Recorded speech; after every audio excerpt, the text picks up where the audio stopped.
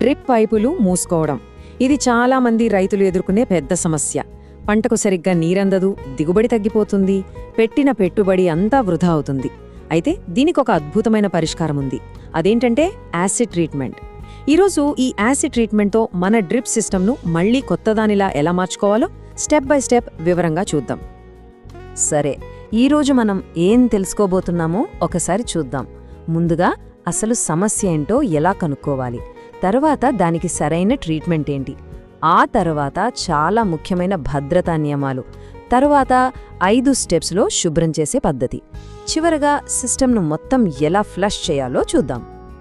సరే, ఏదైనా పని మొదలుపెట్టే ముందు ఒక్క క్షణం ఆగుదాం. ఎందుకంటే ఫస్ట్ స్టెప్ చాలా చాలా ముఖ్యం. అదేంటంటే సమస్యను సరిగ్గా గుర్తించడం. చాలామంది ఇక్కడే పొరపాటు పడుతుంటారు. సమస్య ఏంటో సరిగ్గా తెలియకుండా ట్రీట్మెంట్ మొదలు పెడితే సమయం వృధా, డబ్బులు వృధా. గుర్తుపెట్టుకోండి, సరైన నిర్ధారణ చేస్తే సగం పని అయిపోయినట్టే. ఇప్పుడు మనం అడగాల్సిన అసలైన ప్రశ్న ఒక్కటే: డ్రిప్ పైపుల్లో నీటి ప్రవాహాన్ని ఆపుతున్నది ఏంటి? అది ఉప్పా, అంటే ఖనిజాలా, లేకపోతే పాచిలాంటి సేంద్రియ పదార్థమా? ఈ ప్రశ్నకు మనకు దొరికే సమాధానమే మనం తర్వాత ఏం చేయాలో డిసైడ్ చేస్తుంది. పైపుల్లోపల ఒకసారి గమనిస్తే తెల్లగా సున్నం పేరుకుపోయినట్టుగాని, ఎర్రగా తుప్పు మరకలుగాని కనిపిస్తున్నాయా? అయితే అది ఖచ్చితంగా ఖనిజాల సమస్య అన్నమాట. దీనికి మనం యాసిడ్ ట్రీట్మెంట్ వాడాలి. అలా కాకుండా ఆకుపచ్చగా లేదా నల్లగా జిగురుగా పాచి పట్టుందా? అప్పుడు దానికి క్లోరిన్ వాడాల్సి ఉంటుంది. చూసారా, సమస్యను బట్టే పరిష్కారం ఉంటుంది. సరే, సమస్య ఖనిజాలని మనకు అర్థమైపోయింది. మరి ఇప్పుడు దాన్ని తొలగించడానికి సరైన యాసిడ్ను ఎలా ఎంచుకోవాలి? మార్కెట్లో చాలా రకాలు దొరుకుతాయి. వాటిలో మనకు ఏది బెస్ట్ ఆప్షనో ఇప్పుడు చూద్దాం. ఈ టేబుల్ చూస్తే మనకొక క్లారిటీ వస్తుంది. చూడండి, ఫాస్ఫరిక్, నైట్రిక్ యాసిడ్లు కాస్త సేఫ్ అన్నమాట. పంట పొలంలో ఉన్నప్పుడు కూడా వీటిని వాడొచ్చు. కానీ హైడ్రోక్లోరిక్, సల్ఫ్యూరిక్ యాసిడ్లు చాలా పవర్ఫుల్, చాలా స్ట్రాంగ్గా ఉంటాయి. కానీ అంతే ప్రమాదకరం కూడా. బాగా ముదిరిపోయిన సమస్యలకి అది నిపుణుల పర్యవేక్షణలో మాత్రమే వీటిని వాడాలి. అందుకే మనం గుర్తుపెట్టుకోవాల్సిన ముఖ్య విషయం ఏంటంటే, రెగ్యులర్గా మెయింటెనెన్స్ కోసం ఫాస్ఫోరిక్ యాసిడ్ చాలా మంచి ఎంపిక. ఇది బాగా పనిచేస్తుంది, అలాగే మిగతా వాటితో పోలిస్తే చాలా వరకు సురక్షితం కూడా. ఇప్పుడు మనం మాట్లాడుకోబోయేది ఈ మొత్తం ప్రాసెస్లోనే అత్యంత ముఖ్యమైన విషయం: సేఫ్టీ, భద్రత. దయచేసి ఇప్పుడు చెప్పబోయే నియమాలను అస్సలు తేలిగ్గా తీసుకోవద్దు, ఎందుకంటే ఇవి పాటించకపోతే చాలా ప్రమాదం.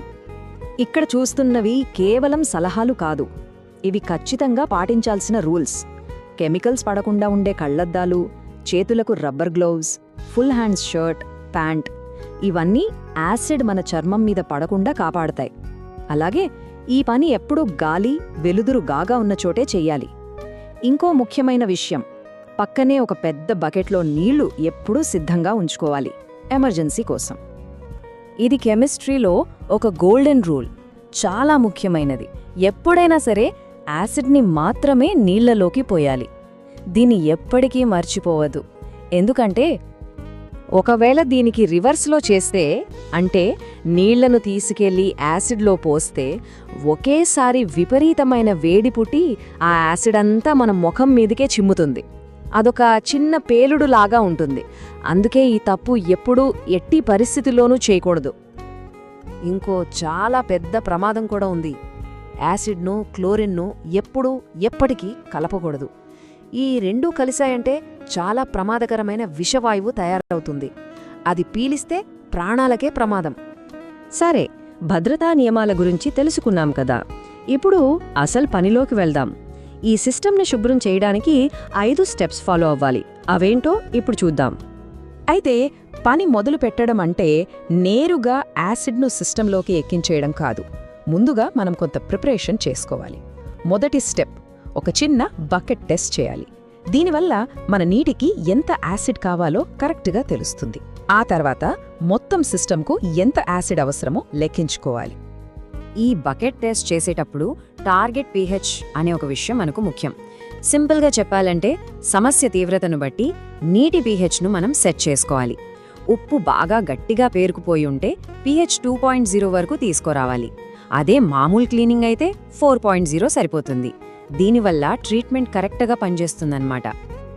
సరే, ప్రిపరేషన్ అంతా అయిపోయింది. ఇప్పుడు అసలు పని మొదలు. ముందుగా మనం తయారు చేసుకున్న యాసిడ్ ద్రావణాన్ని నెమ్మదిగా సిస్టంలోకి ఎక్కించాలి.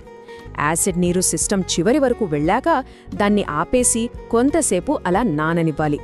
ఆ తర్వాత చివరిగా శుభ్రమైన నీటితో సిస్టంను మొత్తం బాగా కడిగేయాలి. ఇదే ఫ్లషింగ్. అయితే ఎంతసేపు నాననివ్వాలి అనే ప్రశ్న వస్తోంది. అది మన సమస్య ఎంత పెద్దది అనే దానిమీద ఆధారపడి ఉంటుంది.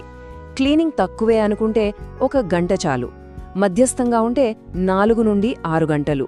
సమస్య చాలా తీవ్రంగా ఉంటే 24 గంటల వరకు కూడా నానబెట్టాల్సి రావచ్చు. యాసిడ్ తన పని తాను చేయడానికి మనం టైం ఇవ్వాలి. మనం ఆల్మోస్ట్ పని చివరికి వచ్చేసాం. కానీ ఇప్పుడు చెప్పబోయే ఫైనల్ స్టెప్ చాలా ముఖ్యం. దీన్ని గనక సరిగ్గా చేయకపోతే మనం ఇంతసేపు పడ్డ కష్టమంతా బూడిదలో పోసిన పన్నీరే అవుతుంది. అంతేకాదు, పంటకు కూడా నష్టం జరగొచ్చు. అదే సిస్టమ్ను చివరిసారిగా ఫ్లష్ చేయడం. ఈ ఫైనల్ ఫ్లష్ చేసేటప్పుడు కొన్ని విషయాలు గుర్తుపెట్టుకోవాలి. పైపుల చివర్లో ఉండే ఎండ్ క్యాపులన్నీ తీసేయాలి. ఆ తర్వాత కనీసం 1 అరగంట నుండి గంటసేపు మంచినీటిని సిస్టంలో పంపాలి. లోపలున్న యాసిడ్, కరిగిపోయిన ఉప్పు అంతా బయటికి పోయేంత వరకు నీటిని వదలాలి. బయటకొచ్చే నీటి pH మన మామూలు నీటి pHతో సమానంగా అయ్యే వరకు ఫ్లష్ చేస్తూనే ఉండాలి. అప్పుడే మన మొక్కలు సేఫ్గా ఉంటాయి. ఇదంతా సరిగ్గా చేస్తే ఫలితమేంటి? మూసుకుపోయి నీరసంగా ఉన్న డ్రిప్ సిస్టమ్ కాస్త మళ్లీ కొత్తదానిలా నీటి ప్రవాహం ఫ్రీగా ఉండే సిస్టమ్గా మారిపోతుంది. ఇప్పటిదాకా మనం సమస్య వస్తే ఏం చేయాలో చూశాం. కానీ ఒక్కసారి ఆలోచించండి, అసలు సమస్య రాకుండానే చూసుకుంటే ఎలా ఉంటుంది? ఇలా అప్పటికప్పుడు ట్రీట్మెంట్ చేయడం కాకుండా ముందు జాగ్రత్తగా రెగ్యులర్గా మెయింటెనెన్స్ చేసుకుంటూ ఉంటే ఒక పూర్తి సీజన్లో మన పంట ఆరోగ్యం, దిగుబడి ఎంతగా మెరుగుపడతాయో కదా.